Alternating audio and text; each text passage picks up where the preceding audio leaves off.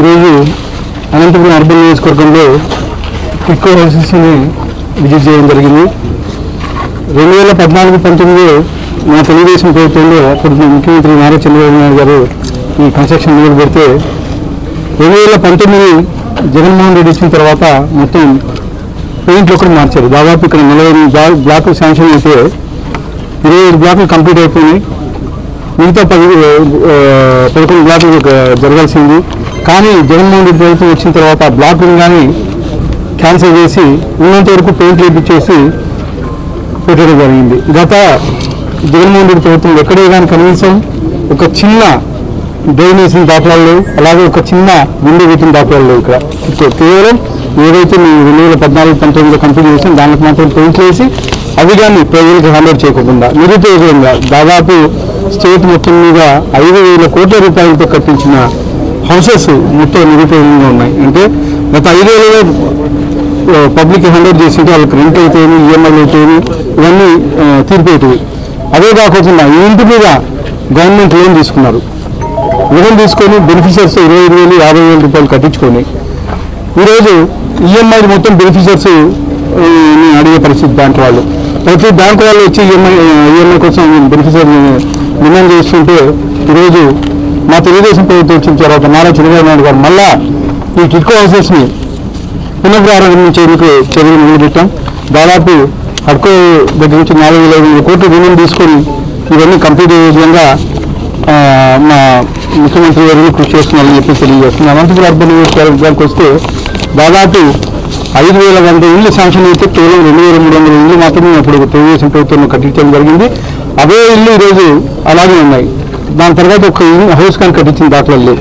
ఆ 2,304 ఇళ్ళలో దాదాపు 280 ఇళ్ళు మొత్తం కంప్లీట్ అయ్యే పరిస్థితి.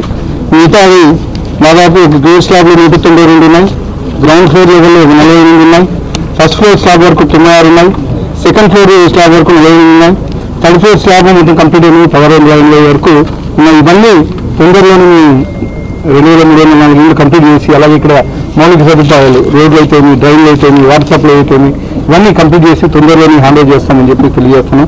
అలాగే ఇక్కడ పవర్ సబ్స్టేషన్ కానీ కంప్లీట్ అయిపోయింది, ట్యాంక్ కానీ కంప్లీట్ అయిపోయింది.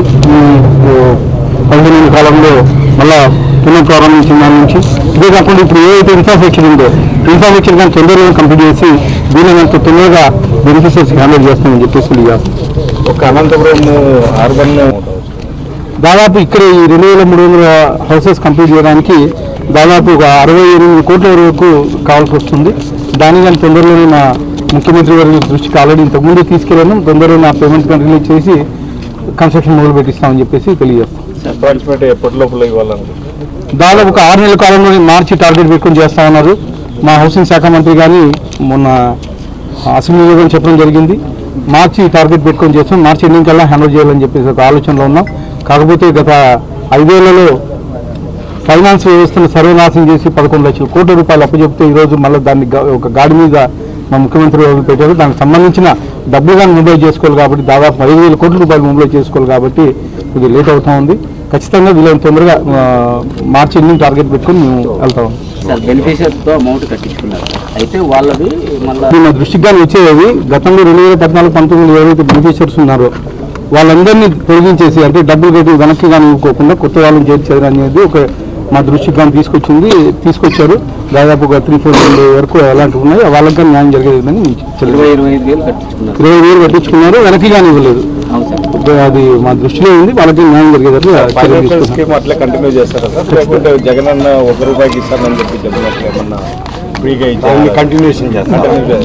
లేదు, అంటే గతంలో మాత్రం పేర్లు మార్చడం కానీ లేకపోతే స్కీములు మార్చడం కానీ ఇలాంటివి ఉండవండి. ఖచ్చితంగా ఏదైతే ప్రజలకు ఉపయోగంగా ఉంటుందో దాన్ని ఖచ్చితంగా మేము కంటిన్యూ చేసుకుంటే వెళ్ళాలి.